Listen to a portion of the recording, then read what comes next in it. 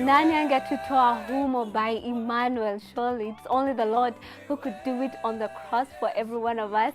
So glad that you're watching us this morning on Church O'Clock Show. And this is the exciting segment, my favorite segment. We call it the Book Club. We have an amazing guest in studio. He's right here with us.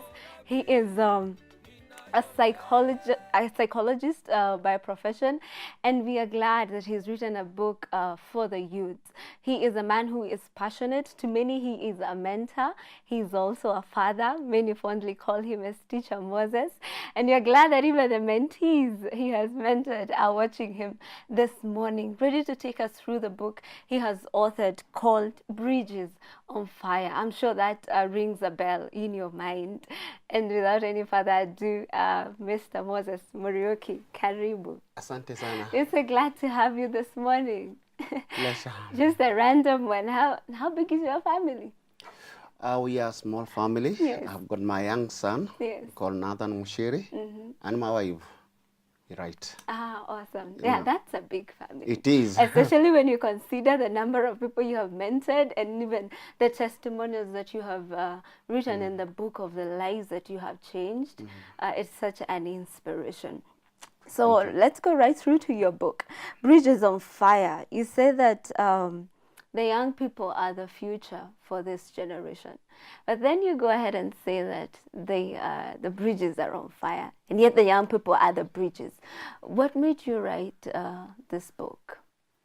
I wrote this book after investing too much with young people, more than 20 years, dealing with them one-to-one as a group to various institutions, to various churches all over the country. And I've seen, actually, they're on fire. These are people, these are human resource, a very big human resource. Actually, it's like every family, people are crying because of the young people. These are people who have lost hope in life. These are people whom we expected one day they're going to change the society to another level. Yes. But when you look at what's happening today, if you look at the bigger picture, if you can project your eyes to 10, 20 years to come, how will the society be? Will there be families that we can look at? Will there be people whom we can say that we mentored and today they have made it in life? Actually, what we have really done is that we have invested too much in academics, more than character, more than our spiritual life, and it can't work. Wow. It can't work. You know, when I read through the book, it just amazes me that you say that the church, the family first, and then the church is the foundation that can be in a position to bring up the young people, that they're in a position to live out their dreams unhindered, unchallenged by the many situations that come in life. Where do you think we have missed the mark? Because if the bridges are on fire, then there's somewhere we have missed the mark. Right. If from the word go, when God was creating everything in this world, He had a very special purpose for the family. We have got three institutions that can really change the young person's life. We have the family level. We have our the government can come in, and you have got the church. Right now, if you look at the family level, it's breaking up. Yes. Children are coming from single parents who are trying to do all they can, but again, reaching to these young people, they cannot. Most parents are absent in the lives of the children. Actually, many children have told me they are orphans, though they have their parents who are not there for them. This really kills their hope. Without getting that love from the parents, the primary level, whatever you do to this child, and that's why you have given them an option to the social media. You have given them the option even to go to other vices. So the way we have missed the mark as a family, if you can start from the family level, the father is busy, the mother is busy, the child is also busy, is academic, they meet in the evening, they don't talk. This child is also doing something in his mind. He's trying to ask his help. Am I acceptable in this family? Can I contribute to anything in this family? Just call any father, call any mother, and give them the children to talk to. You'll find them going switching on to the social media. They have nothing to share. So you are bringing strangers in the same family. Wow, that is But now the parents are out there looking. I mean, they want to give their children a stable life. They want to provide for their families. So I believe that's the reason why they're out there. Are we missing the mark in the sense? How do you find the balance then? That's where I think the issue is. You'll get all these things for these children, but when you come back, will you get them? No. Are you going to take them to the rehab after investing too much in other areas? Actually, the primary thing is the family. Give that first child the first priority. Let him become the first agenda, not he will be in the family. You start thinking about other big things about this child, but you're not there for that child. But when the time comes, you look at that child. Can you balance it? And that's why God is very clear about it. If you read the book of Proverbs 11:29, whoever shall bring trouble in the family, he shall harvest wind. Parents today are harvesting wind. What? They invest even to the college level. But when this child comes in, he's as useless as he was from the word go. Character comes first. And who can bring the character first? The parents. The first primary caregivers. If you don't talk to that child at that time, when he's 7 years old, will you ever be able to talk to that child? No. Now you're speaking to the parent, but now what about the child who feels they're in that situation? Now there's nothing they can do. They are being brought up by a single parent. They had no contribution in that. It's not their fault. But no, so what do? The church might not be the place of refuge for them. What do they do to get that sense of acceptance and somewhere they can belong and someone who can role model them? Actually, that's the cry for the help. They are crying today. And that's why the bridges are on fire. They are crying for help. It's not their fault. For instance, I can give you a good example. When a mother and a father divorces, the mother goes on his way or her father goes on the same way, on his own way. Does they have the mind of this child? Does this child go for the counseling so that he can cope up with the life? Your life will continue. What about the life of this child? So the only place of refuge is the church should open their hands wide open.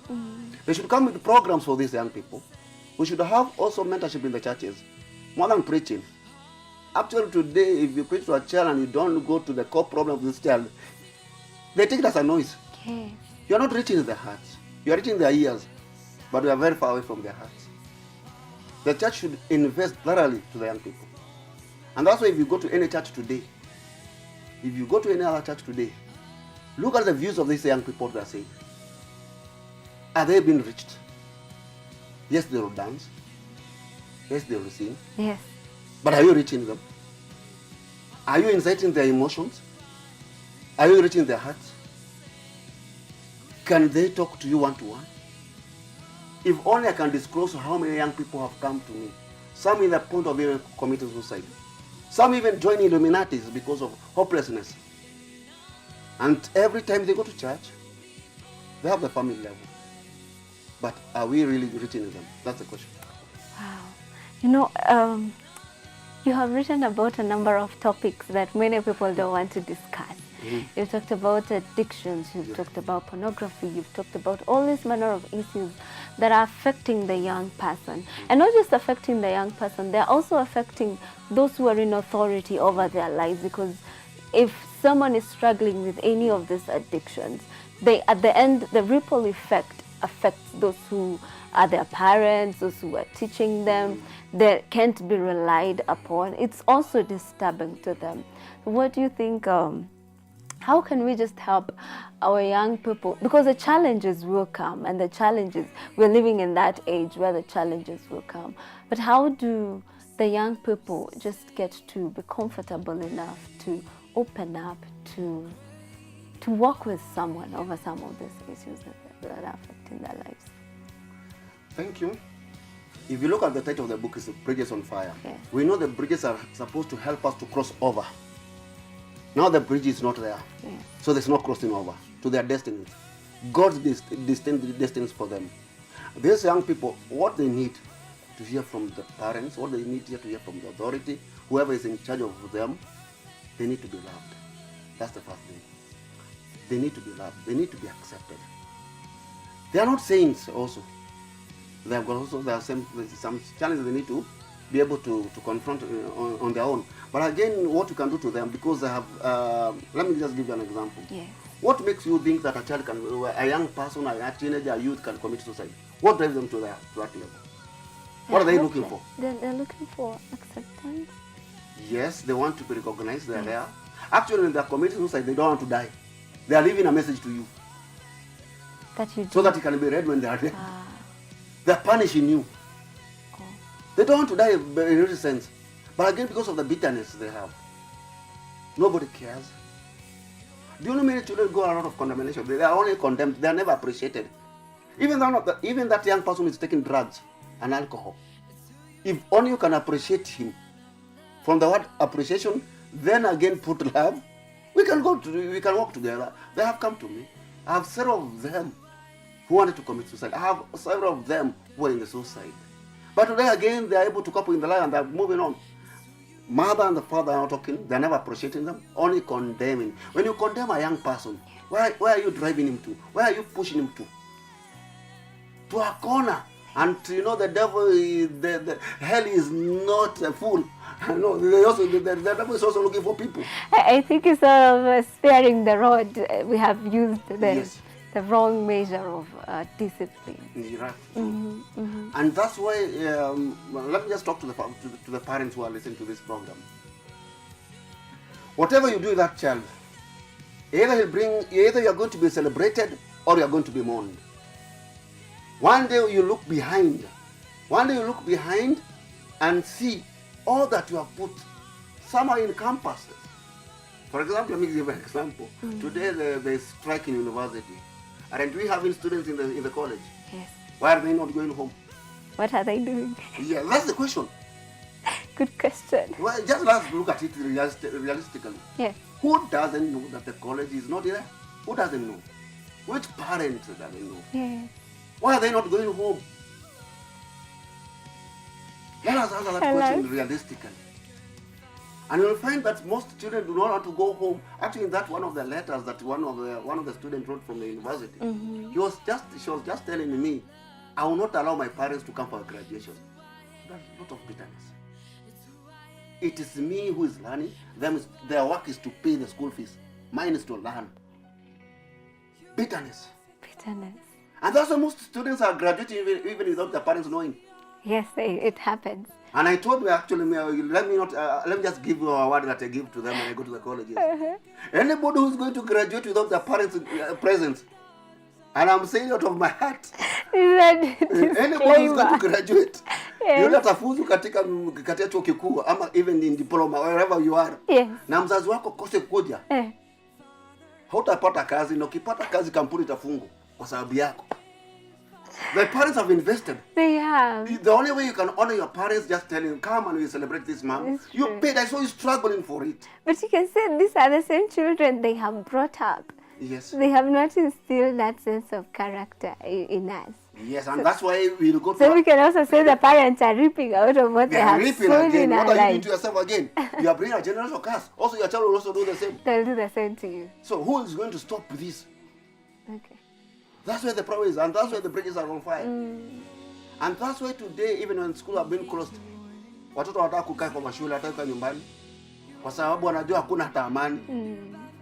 I miss those days when my dad and my mom could quarrel, and they go to the bedroom and sort out their issues there. And when they come out and speak with one voice, today you are quarreling in front of the children.